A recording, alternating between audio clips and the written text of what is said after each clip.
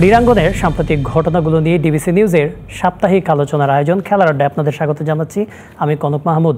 দর্শক, আমরা প্রতি সপ্তাহের এই শুক্রবারে রাত 10টায় এই অনুষ্ঠানটা যে শুরু হয়, এই অনুষ্ঠানে আমরা কথা বলি খেলাধুলা সাম্প্রতিক বিষয়গুলো নিয়ে। এখন ক্রিকেটের সিজন চলছে, সামনে এশিয়া কাপ, বিশ্বকাপ রয়েছে, তবে এর মধ্যে কিন্তু ফুটবলের ব্যস্ততা রয়েছে। বাংলাদেশের দুটি শীর্ষ ফুটবল ক্লাব তারা এএফসি চ্যাম্পিয়ন্স লিগ এবং এএফসি কাপ মিশনে ব্যস্ত। বসুন্ধরা কিংস তাদের ম্যাচ খেলে ফেলেছে এবং আবাহনীও তাদের ম্যাচটা খেলেছে। আমরা এই বিষয়গুলো নিয়ে আলোচনা করব। আমাদের কাছে কিছু প্রশ্ন আছে, সেই প্রশ্নের উত্তর আমরা আজকের আয়োজনে খোঁজার চেষ্টা করব। আমাদের প্রশ্নগুলো: এশিয়ার শীর্ষ ক্লাব আসরে বসুন্ধরা কিংসের শুরু নাকি শেষ? আমাদের আরও কিছু প্রশ্ন রয়েছে, সেই প্রশ্নগুলো জানবো। এএফসি কাপে আবারও ভারত বাঁধা টপকাতে পারবে কি আবাহনী? আর বসুন্ধরা ও আবাহনী থেকে কতটা পিছিয়ে বাংলাদেশি ক্লাবগুলো? এই বিষয়গুলো নিয়ে আমাদের সাথে আজকে আলোচনা করতে স্টুডিওতে আমাদের সাথে যোগ হয়েছেন বাংলাদেশ ফুটবল ফেডারেশনের নির্বাহী কমিটির সদস্য এবং তিনি জাতীয় ফুটবল দলের ম্যানেজারও জনাব আমির খান। তার পাশে আছেন বসুন্ধরা কিংসের মিডিয়া অ্যান্ড মার্কেটিং ম্যানেজার জনাব আহমেদ শায়েক এবং তার পাশে আছেন আবাহনী ক্লাবের হেড কোচ মিস্টার মারিও লামোস। আপনাদের তিনজনকেই স্বাগত। Welcome to our studio. দর্শক, কথা বলছিলাম, আমরা ফুটবল নিয়ে আজকের আয়োজনটা সাজিয়েছি এবং আমরা প্রশ্ন করতে চাচ্ছিলাম শুরুর যে বিষয়টা, এশিয়ার শীর্ষ ক্লাব আসরে বসুন্ধরা কিংসের শুরু নাকি শেষ? আমির সাহেব, শুরুতেই আপনাদেরকে অভিনন্দন যে বাংলাদেশ প্রথম বাংলাদেশি ক্লাব হিসেবে এএফসি চ্যাম্পিয়ন্স লিগে খেললো বসুন্ধরা কিংস। যদিও বা প্রথম ম্যাচটা শারজা এফসি খুব কঠিন প্রতিপক্ষ ছিল, আমরা সবাই এটাই বলছিলাম যে স্মরণকালের সবচেয়ে নিজেদের ইতিহাসে সবচেয়ে কঠিন ম্যাচটা ছিল বসুন্ধরা কিংসের, এবং সেখানে হয়তোবা জয় পাওয়া হয়নি। তারপরে যদি প্রশ্ন করি যে আসলে বসুন্ধরা কিংসের প্রাপ্তিটা কি এফসি চ্যালেঞ্জ কাপের এই প্লে অফ ম্যাচ থেকে শারজা এফসির মতো এরকম একটা দলের বিপক্ষে, এতটা শক্তিশালী দলের বিপক্ষে খেলে, যদি বলতেন আমাদের। সত্যি বলতে প্রথমে ধন্যবাদ আমাকে শোতে আমন্ত্রণ জানানোর জন্য। যদি কথা বলতে হয় খেলাটা নিয়ে এবং নিজেদের অবস্থানটা নিয়ে, আমি বলবো যে বসুন্ধরা কিংসের পুরা জার্নিটাই যেটা ছিল এএফসি চ্যাম্পিয়ন্স লিগের, এটা যতটুকু না ছিল অপোনেন্টকে বোঝার, তার থেকেও বেশি ছিল নিজেদেরকে চেনার। তার কারণ হচ্ছে যে বাংলাদেশের কোনো ক্লাবই এর আগে এএফসি চ্যাম্পিয়ন্স লিগে খেলেনি। সো সেই আসরটা আসলে কীরকমভাবে হয়, সেখানে অপোনেন্টরা কীভাবে খেলে, তাদের চিন্তাভাবনা কীরকম, অ্যারেঞ্জমেন্টটা কীরকম, আমরা নিজেদেরকে গিয়ে ওখানে আসলে টেস্ট করলাম যে আমরা আসলে ওইখানে ওই পর্যায়ে যেতে গেলে আমাদেরকে আরও কত কিছু করতে হবে, কিছু বাকি আছে, তো সেই পদক্ষেপগুলো কি নিতে হবে, কত জায়গায় যেতে হবে। তো এই জিনিসগুলোই ছিল আমাদের এখানে শেখা। তো এই শেখাটা যেটা হলো যে এটা শুধু পথ চলা শুরু হলো। এখন আমরা বুঝলাম যে হায়েস্ট লেভেল অফ কম্পিটিশনে, এশিয়া যদি কম্পিটিশনে টিকে থাকতে হয় তাহলে আমাদেরকে কী করতে হবে। তো এখন আমাদের প্ল্যানিংটা ওভাবে করেই হবে যাতে আমরা নেক্সট কয়েক বছরে আবার এই হায়েস্ট যে কম্পিটিশন লেভেলটা আছে সেখানে যাতে চলে আসতে পারি। আপনিও তো দলের সাথে শারজায় গিয়েছিলেন, আরব আমিরাতে গিয়েছিলেন, সেখানে দলটির বিপক্ষে যখন ফুটবলাররা খেলেছে তাদের মধ্যে কেমন এক্সাইটমেন্টটা আপনার চোখে পড়েছে? কারণ সেই দলে কিন্তু আমরা যেটা জানি ইউরোপিয়ান শীর্ষ ফুটবলে খেলা মিরালেম পিয়ানিচ, পাকো আলকেসার, কস্তাস মানোলাস, যদিও তিনি ম্যাচে ফার্স্ট 11-এ খেলতে পারেননি, তারপরও এই প্লেয়ারদের দিকেই কিন্তু আমাদের চোখ থাকে এবং তাদের সাথে খেলার পরে প্লেয়ারদের এক্সাইটমেন্টটা কেমন ছিল একটু যদি বলতেন আমাদের। এখানে আমাকে যদি বলতে তাহলে আমি জিকোর একটা কথা বলতে হয় যে জিকো ম্যাচ শুরুর আগে ধরেন প্লেয়াররা সবাই মোটামুটি ছিল যে আমরা এইসব প্লেয়ারদের খেলা ইন্টারন্যাশনাল লেভেলে ওয়ার্ল্ড কাপে দেখেছি বা চ্যাম্পিয়ন্স লিগে দেখেছি, সেসব প্লেয়ারদের সাথে তারা খেলছে, তো তারা স্বভাবতই একটু নার্ভাস ছিল এবং এটাই খুব নর্মাল। কিন্তু যখন ম্যাচটা শুরু হলো এবং জিকোর যদি আপনি ফার্স্ট হাফে কিছু সেভ দেখেন, সেই সেভগুলো করার পর as a player, as a Bangladeshi player, জিকোর যে কনফিডেন্স লেভেলটা হাই হলো যে না, একটা ওয়ার্ল্ড কাপ একটা প্লেয়ার বা চ্যাম্পিয়ন্স লিগে বার্সেলোনার মতো একটা খেলা প্লেয়ারের যে এফোর্ট সেটাকেও সে ঠেকায় দিতে পারে। তাহলে এই যে কনফিডেন্সটা আপ হলো প্লেয়ারগুলো, তারা এখন নেক্সট স্টেজে যাওয়ার জন্য আস্তে আস্তে মেন্টালি রেডি হলো। একটা প্লেয়ারকে হ্যাঁ ফিজিক্যালি ধরেন ওয়ার্ল্ডের সব প্লেয়ারই ফিজিক্যালি এখন নিজেকে অনেক ফিট রাখে, কিন্তু মেন্টালি কম্পিটিশন দেওয়া, ওই নার্ভাসনেসটাকে কাটিয়ে উঠে ম্যাচে পারফর্ম করা, এটা কিন্তু এত সহজ কোনো বিষয় না। এবং আমি এখানে বলবো যে হ্যাঁ অবভিয়াসলি 6টা ফরেন ছিল, কিন্তু যেই 5টা লোকাল প্লেয়ার, আমাদের লোকাল যে বাংলাদেশি প্লেয়াররা যারা ছিল, তাদের যে কনফিডেন্সের যেই বুস্ট আপটা হলো সেটা কিন্তু একটা অন্য রকমের প্রাপ্তি আমাদের। জি, তা তো অবশ্যই। I would like to ask mister Mario Lemos, actually Bosundhara Kings, they have played in AFC Champions League, and you know Miralam Pjanic and Paco Alcacer, they were in the Sharjah FC. So actually, how do you see this kind of fixture, how they help a particular club and also the players in the bigger stage, bigger club football stage? No, I think it's great for the Bangladeshi player, for Bosundhara Kings to play against a competition so high. And that shows you how Bangladesh football is developing. You know, from 5 years ago, when I arrived, we play FC Cup, we had no chance to play against teams or players like this. Then this shows you the Bangladeshi clubs are improving, are working hard, the Bangladesh players are improving, that's what we want.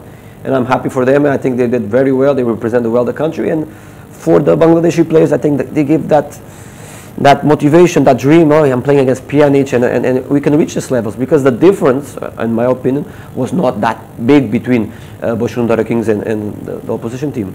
Sure, when we saw the match live, we thought that that was not too much difference between both teams.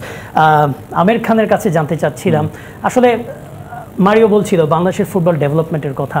আমরা football ফেডারেশনে অনেক development process আছে যেগুলো অনেক সময় সমালোচিত হয়, তবে একটা প্রসেস যেটা কিনা আপনার প্রফেশনাল লিগ, সেটা আস্তে আস্তে ডেভেলপমেন্টের দিকে যাচ্ছে।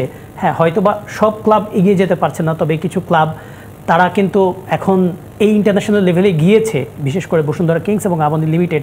এই জিনিসটাকে আসলে বাংলাদেশ ফুটবল ফেডারেশন কীভাবে দেখে এবং আপনার ফুটবল কর্মকর্তা যারা আছেন তারা কীভাবে দেখেন? অ্যাকচুয়ালি আমি ল্যামোস যেটা বলতেছি যে ডেভেলপ করছে, শায়েকও গিয়েছে। আমি যেটা বলতেছি যে আমাদের ফুটবলটা আসলে এখন বিশ্বে আমরা কিন্তু যখন কথা বলি যে বসুন্ধরা খেলছে বা আবাহনী খেলছে, আমরা কম্পেয়ার করি ক্রিস্টিয়ানো রোনাল্ডো, মেসি এদের সাথে, মানে বার্কলেস লিগের সাথে আমাদের কম্পেয়ার করা হয়। সেদিক দিয়ে মানে কম্পেয়ারটা হয়ে আসে একদম টপ লেভেলে। কিন্তু ফুটবল প্রতিটা দিনই চেঞ্জ হচ্ছে, প্রতিটা দিনে কিন্তু সিস্টেমও চেঞ্জ হচ্ছে, এফসি কাপের খেলাও চেঞ্জ হচ্ছে। যেখানে আগে ছিল 2টা প্লেয়ার 3টা প্লেয়ার করতে করতে এবার কিন্তু 6টা প্লেয়ার হয়েছে। তো এটার যে পাশাপাশি আমাদের দেশে কিন্তু আমরা প্লেয়ার যারা বসুন্ধরা বা আবাহনী খেলছে, আবাহনী কিন্তু মাঠে 6টা প্লেয়ার নিয়ে খেলেনি, ওরা পুরোটা সিজন খেলেছে 4টা ফরেনার নিয়ে। ওখানে যখন গেছে 6 ফরেনার্স। তো এই যে জিনিসগুলা, এইটা আর কিন্তু লিগের সাথে কম্পেয়ারটা হয় না। এখন আমাদের এখানে আমরা যখন ফেডারেশন যদি প্লেয়ার বাড়াইতে চাই, আমাদের আসলে নানা দিকে চিন্তা করতে হয় যে বাংলাদেশে প্লেয়ার নাই, একদিকে আমরা বলি ফরওয়ার্ডার গোল পাচ্ছে না, আমাদের স্ট্রাইকার নাই, তোমরা বিদেশি প্লেয়ারের প্রতি যাচ্ছ। আমরা একদিকে বলতেছি যে প্রফেশনাল লিগ করতেছি, আবার আমরা যখন ডিসিশনগুলো দেই সব হলো যে নন প্রফেশনাল, এগুলি মানে বলার কোনো অবকাশ রাখে না। যখন আমি এই হায়ার কম্পিটিশনে যাব, তখন আমার সবগুলি জিনিস হতে হবে প্রফেশনাল হইতে। এবং ক্লাবগুলোকে এখন স্বাধীনতার পরে যখন আমরা আবাহনীকে দেখে সহজেই অন্যান্য ক্লাবগুলো কিন্তু ডেভেলপ করছিল, যে আবাহনীর মতন আমরাও জার্সি পরবো, বুট পরবো, খেলতে যাব, করতে করতে মডার্ন আর আবাহনী কম্পিটিশনের মধ্যে ব্রাদার্স, মুক্তিযোদ্ধা, শেখ রাসেল এগুলো আস্তে আস্তে আসছিল। এখন যখন বসুন্ধরা আসছে, বসুন্ধরা আসার পরে কিছু ক্লাবগুলো ছিল সাইফ, চিরা আবাহনী, এরাও কিন্তু শেখ জামাল, শেখ রাসেল কম্পিটিশন অনেকগুলো ক্লাব আসছে এবং এটা গুছানো জিনিসগুলো ডেভেলপ করছে। কিন্তু উঠে আসা টিমগুলো কিন্তু সেভাবে পারতেছে না। তো আমাদের সব কিছু আসলে মেন আমি যেটা মনে করি যে এই যে আমাদের যে লিগ স্ট্রাকচারগুলো আছে, এটাকেও আসলে আমাদের এইরকম হায়েস্ট লেভেলে যদি আমরা কম্পিটিশনে যেতে চাই, বসুন্ধরা বলেন কিংবা আবাহনী বলেন, আমাদের এই লিগ স্ট্রাকচারগুলোকে আগে প্রফেশনালিজম আনতে হবে ফুললি। এখন তো মানে ফরেন প্লেয়ারদের রেগুলেশন মেবি 6টা প্লেয়ার 6টা করা হয়েছে, কিন্তু মাঠে 4 জন খেলবে। তো এই যে জিনিসগুলা এখন আমি পারবো না বিদায়, যে পারবে তাকে আমি কেন বঞ্চিত করব? জি, আপনার এই স্টুডিও এখানে আমরা আসছি, আপনি তো হাইয়েস্টটা দিতে চাবেন অবশ্যই, কম্পিটিশন যেখানে। জি, আপনি এখানে কম্পিটিশন করবেন, আবার একদিকে দিয়ে বলবেন যে না আমি এটা দিব না, সেটা তো হতে পারে। তা তো অবশ্যই। আচ্ছা, আমরা এখানে কিন্তু আমরা এই মানে বসুন্ধরা এবং আবাহনীর মতো কেন অন্য ক্লাবগুলো এগিয়ে যেতে পারছে না, কিংবা আসলে কোথায় বাধাটা হয়ে দাঁড়ায়, এটা নিয়ে আলোচনা করব। এফসি চ্যাম্পিয়ন্স লিগ নিয়ে আমার আরেকটা প্রশ্ন আছে আহমেদ শায়েক, যেহেতু বসুন্ধরা কিংস তারা শারজা এফসির কাছে হেরে গিয়েছে, এখন মানে বসুন্ধরা কিংসের সামনে আসলে কি অপেক্ষা করছে এবং মানে তাদের এখন কোন স্টেজে খেলতে হবে, এটা যদি একটু বলতেন আমাদের। যেটা ছিল যে আমরা এএফসি কাপ যেটা মানে সেকেন্ড স্তর যেটা আর কি, সেটাতে অলরেডি আমরা গ্রুপ স্টেজে কোয়ালিফাই করা, মানে কথা ছিল যে আমরা যদি এএফসি চ্যাম্পিয়ন্স লিগে প্লে অফ আর প্রিলিমিনারি পার করে গ্রুপ স্টেজে যেতে পারি, তাহলে সেক্ষেত্রে আমাদের তো আর এএফসি খেলতে হবে না, চ্যাম্পিয়ন্স লিগ খেলতে হবে। সেক্ষেত্রে এএফসি কাপের গ্রুপ আর কি 3টা টিমের হয়ে যেত, কারণ বাংলাদেশ থেকে থার্ড কোনো টিম এএফসি কাপের লাইসেন্সিং এ পাস করতে পারেনি। তো যেহেতু এখন আমরা এফসি চ্যাম্পিয়ন্স লিগের কোয়ালিফাই করতে পারিনি, আমরা আবার সেই এএফসি কাপের গ্রুপ স্টেজে আর কি ব্যাক করলাম। তাহলে সেক্ষেত্রে আমাদের সাথে এখন ওড়িশা এফসি আছে, মাজিয়া আছে মালদ্বীপস থেকে, আর আছি আমরা, এবং এই আবাহনী এবং মোহনবাগানের মধ্যে যারা জিতবে তারা যোগ দিবে আমাদের সাথে গ্রুপ স্টেজে। অবশ্যই, মানে এইটা তাহলে এমনটা বলা যায় না যে বসুন্ধরা কিংসের এখনই সব সম্ভাবনা শেষ হয়ে গিয়েছিল। অনেক সমর্থকই কিন্তু এই ব্যাপারে জানেন না। আসলে ধন্যবাদ আমাদেরকে তথ্যটা দিয়ে সহযোগিতা করার জন্য। আরেকটা প্রশ্ন, সেটা হচ্ছে যে আমি একটা প্রশ্ন রেখেছিলাম যে এশিয়ার শীর্ষ ক্লাব আসলে বসুন্ধরা কিংসের শুরু নাকি শেষ? অবশ্যই শুরু। তবে আপনি হয়তো বা জানেন যে বসুন্ধরা কিংস যখন আরব আমিরাতে অবস্থান করেছিল ম্যাচটা খেলার জন্য, তখনই কিন্তু এফসির একটা মিটিং হয়েছে, এবং সম্প্রতি কিন্তু এফসির যে ক্লাব টুর্নামেন্ট সেগুলো নতুন করে স্ট্রাকচার দেওয়া হয়েছে, এবং এখন কিন্তু আপনার 3 স্তরের 3টা লিগ হবে। সেখানে বাংলাদেশকে একেবারে তৃতীয় যে নিচের মানে যেই স্তরটা রয়েছে সেখানে খেলতে হবে, এবং সেখানে প্লে অফ খেলে তারপরে সেই 20 দলের টুর্নামেন্টের নাম লেখাতে হবে। মানে আগে তো বাংলাদেশের ক্লাবগুলোর সুযোগ ছিল চ্যাম্পিয়ন টিম এফসি চ্যাম্পিয়ন্স লিগে খেলার সুযোগটা, এফসি কাপের একটা সুযোগ ছিল, আবার নতুন করে স্ট্রাকচারটা করা হলো। মানে এইটা আপনি ইতিবাচকভাবে দেখছেন নাকি নেতিবাচক হিসেবে দেখছেন? মানে মাত্র একটা দল সুযোগ পাচ্ছে, এটা কি একটু হতাশার নয় কি?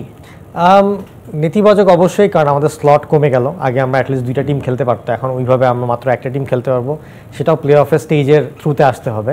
বাট ইতিবাচক এটা যে আমাদের এখন তাহলে যে জিনিসটা হবে যে ইন্টারন্যাশনাল স্টেজে গিয়ে আমাদেরকে আরও বেশি কম্পিটিটিভ হতে হবে, আমাদেরকে আরও বেশি ইমপ্রুভ করতে হবে। প্লে অফ স্টেজ থেকে আপনাকে গ্রুপ স্টেজে উঠতে গেলে টিমগুলোকে হারিয়ে উঠতে হবে।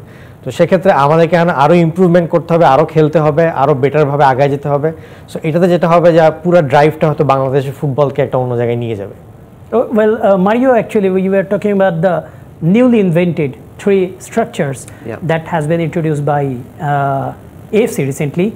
Actually, they are changing systems so frequently.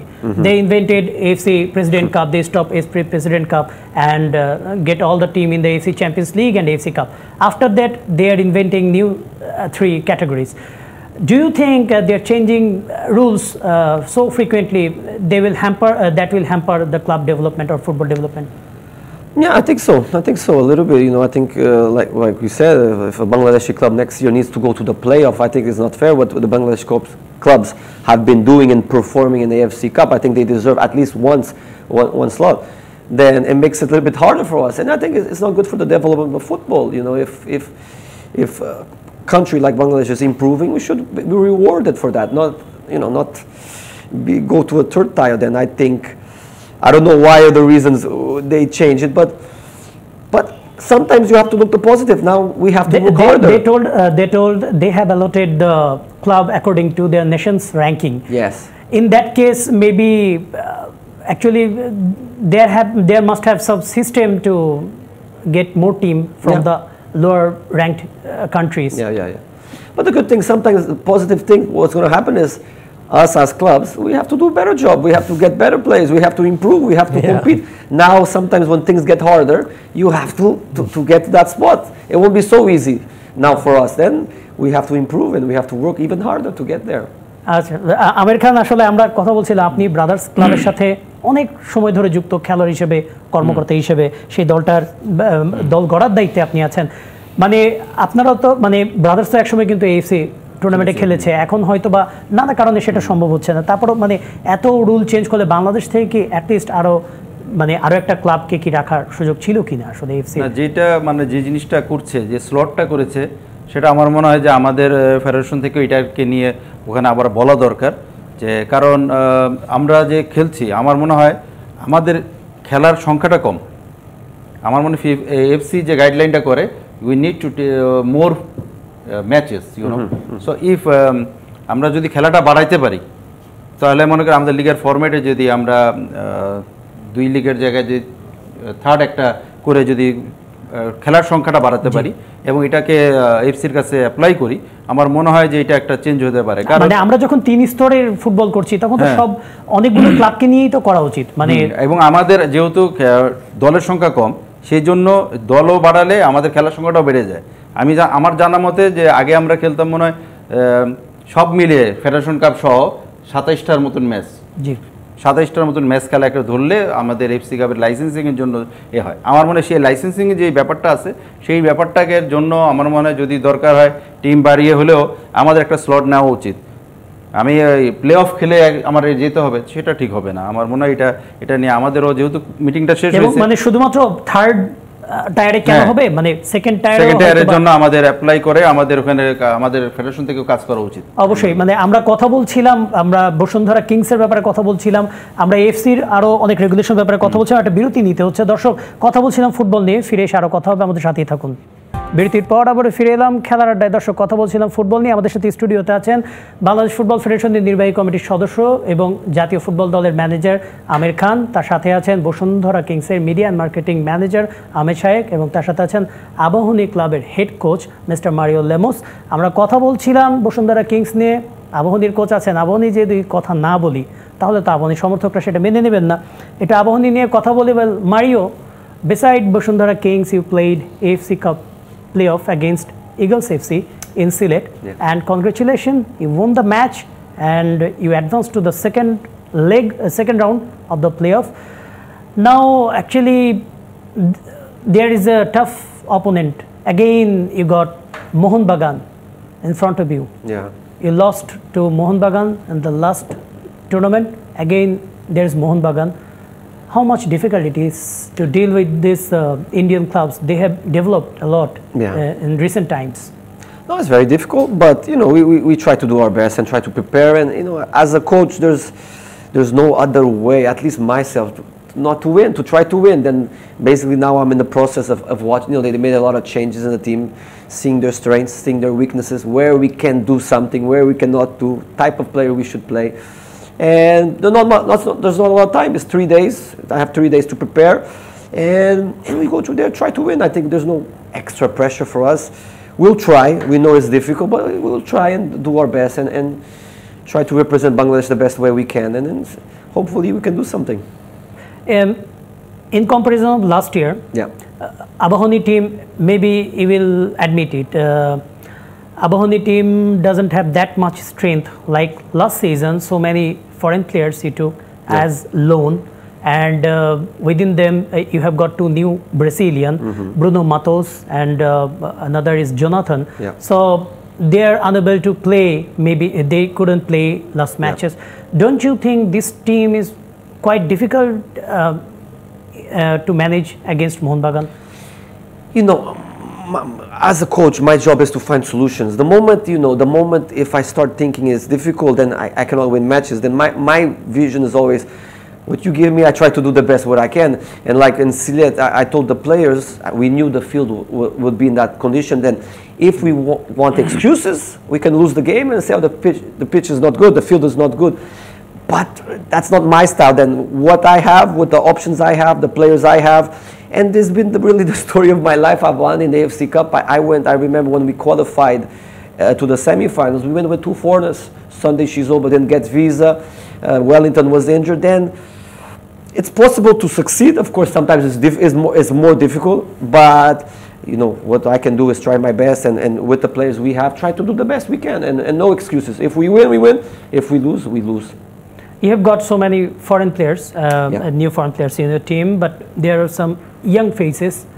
And what was the plus point for your team for the last matches, and what will be more effective for the next match? I think with all these new faces, I think it's all hungry players, all players that were playing in the BPL in smaller clubs that have an opportunity to show themselves. And sometimes the experience I have coached, sometimes you have talent players and you have hard worker. I prefer the hard workers. Sometimes the hard workers give you a bit more than the talented players. Then I think I have a group of hungry lions that want to prove that can play at that high level, and that's great. But of course now with Mohun Bagan, it's a different animal,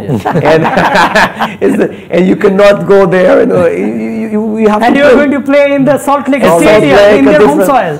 You know, I told the players today, you have to be able to suffer in football, and we suffered this game with Club Eagles, and there's going to be a different suffer in Salt Lake. You have to be cope the first 20 minutes with the stadium, with the noise, with the people cheering. They're going to press you, they're going to pressure you. Then if we can cope with that, the first 15-20 minutes, then the game will open and you'll have chances to compete with them.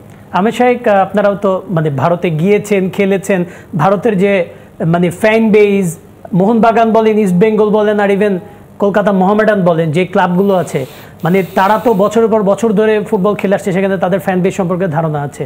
এবং মোহনবাগানের এগেনস্টে খেলা আবাহনীর জন্য কতটা কঠিন হবে, আর মানে এই ক্লাবগুলোর সাথে মানে বাংলাদেশের ক্লাবগুলো আস্তে আস্তে কি ম্যাচ করতে পারছে কিনা তাদের লেভেলটা? আপনি যদি সরাসরি বলি প্লেইং স্টাইল বা প্লেয়ারদের খেলার এবিলিটি, এটা যখন 90 মিনিটস হয় তখন it's all head to head same. এখানে আসলে যে বেটার পারফর্ম করবে সেই জিতবে। কিন্তু ইন্ডিয়ান ক্লাব যদি আমি বলি, সেটা মোহনবাগান হতে পারে, ইস্ট বেঙ্গল হতে পারে, বা অন্য ওড়িশা এফসি যারা আসছে, ওদের একটা ডিফারেন্ট ম্যানেজমেন্ট ট্যাকটিক্স থাকে।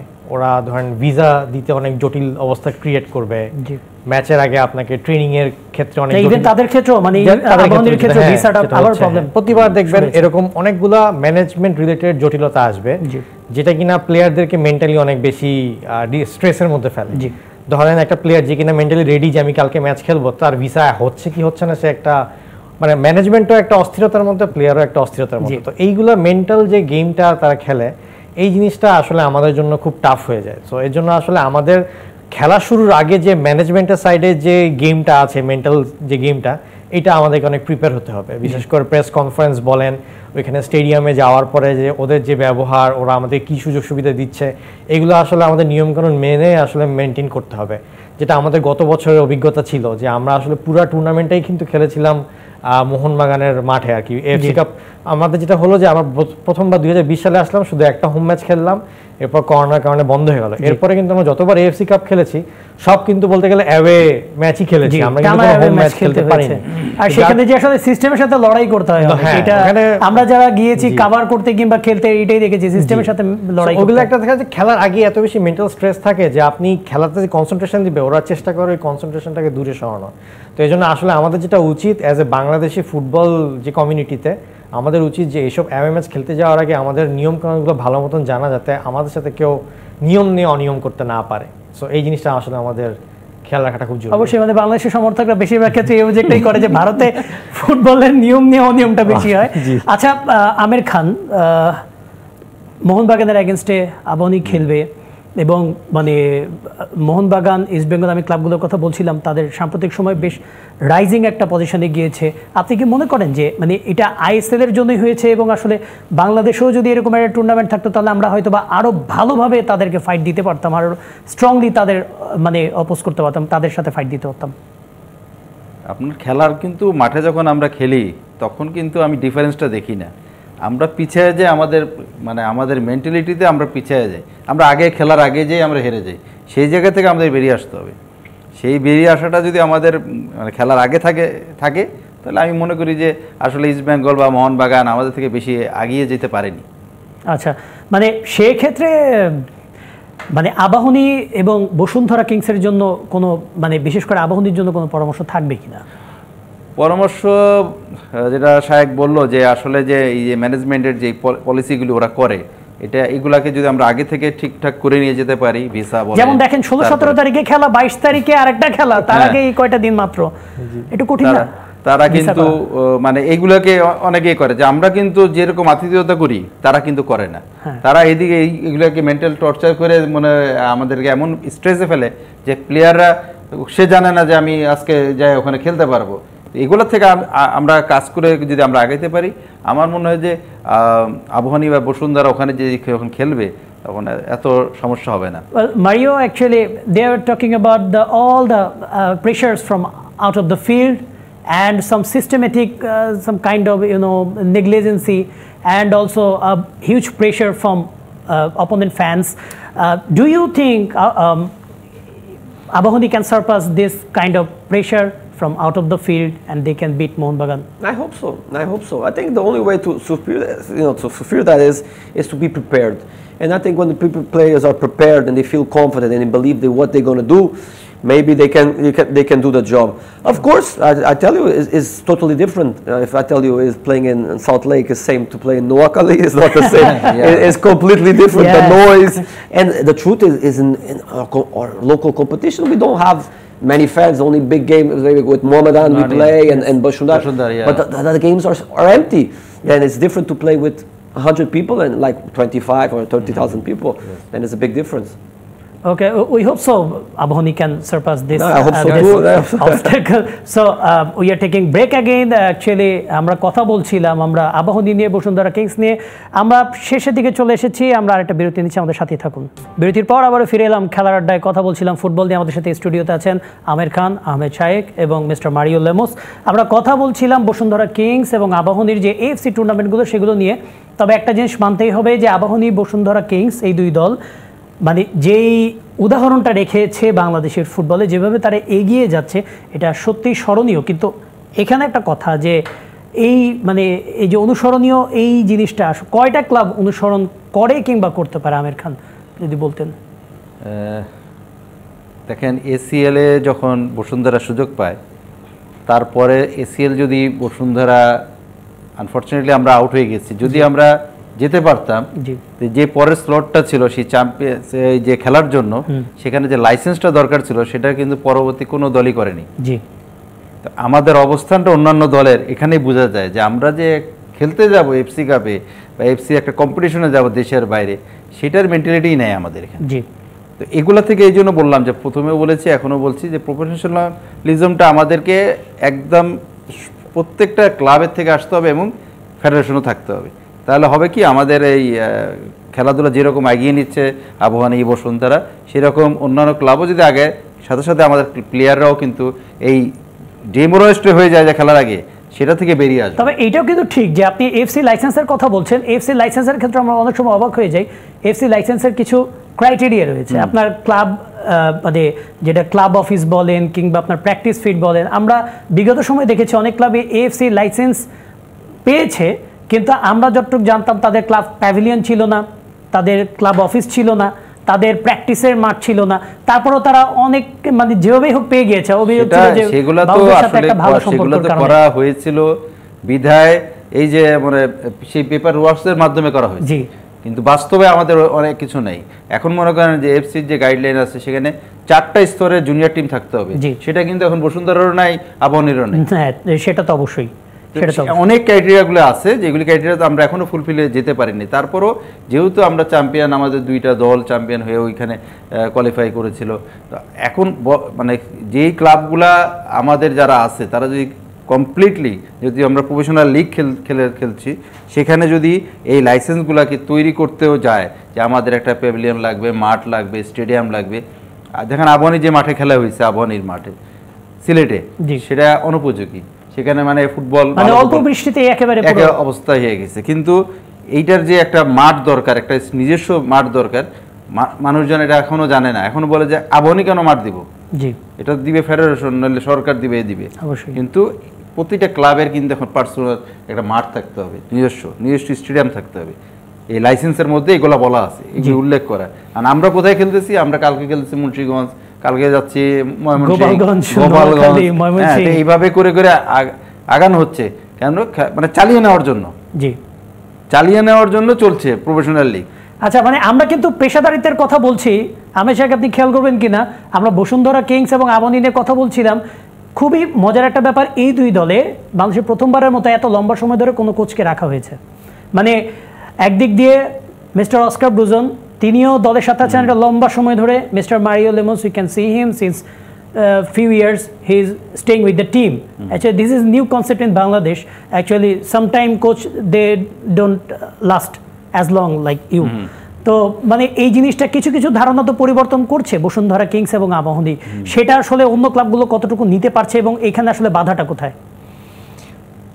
নিতে পারার বাধা প্রচুর, কিন্তু সেই বাধা পেরানোর উপায় সত্যি বলতে ফেডারেশনের কাছেই আছে। ফেডারেশনকে একটু রিস্ট্রাকচার করতে হবে।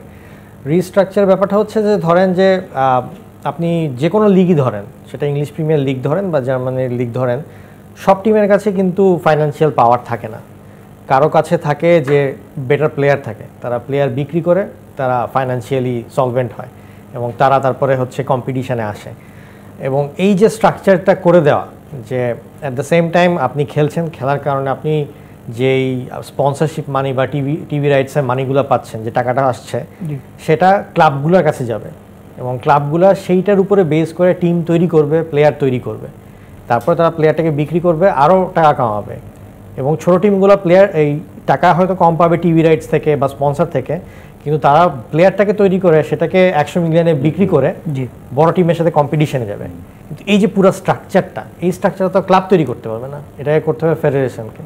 সো ফেডারেশন যদি এরকম একটা স্ট্রাকচার যায়, তখন দেখবেন যে ছোট ক্লাবগুলা তারা হয়তো লিগ জিততে পারবে না, কিন্তু তারা কম্পিটিশন দিবে। কিন্তু এইখানে তো আপনার মানে স্পন্সর কিংবা টিভি রাইটস, মানে এত টিভি রাইটসের এই টাকাই দিবে কারা? মানে এটাই ব্যাপারটা, যে এটা ফেডারেশনকে ওইভাবে করে ক্রিয়েট করতে হবে যে আপনি যদি চান যে আপনার দেশের লিগটা ওইরকম কম্পিটিটিভ লিগ হোক।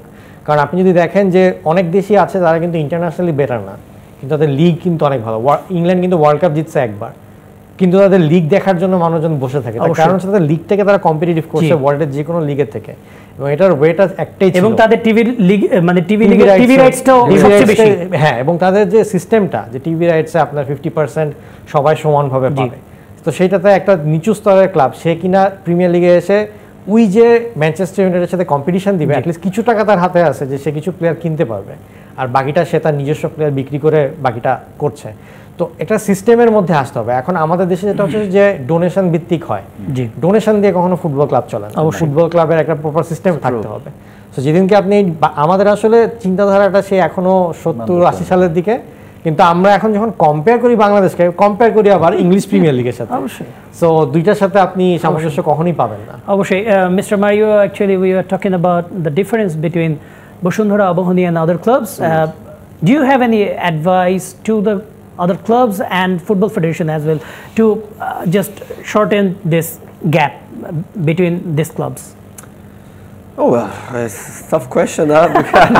It all depends on financial. You know, the financially is very important. But well, I think naturally football, and with the case of Bashundara Kings, when Bashundara Kings came in the league with stadium, everything, it makes everybody try to chase them.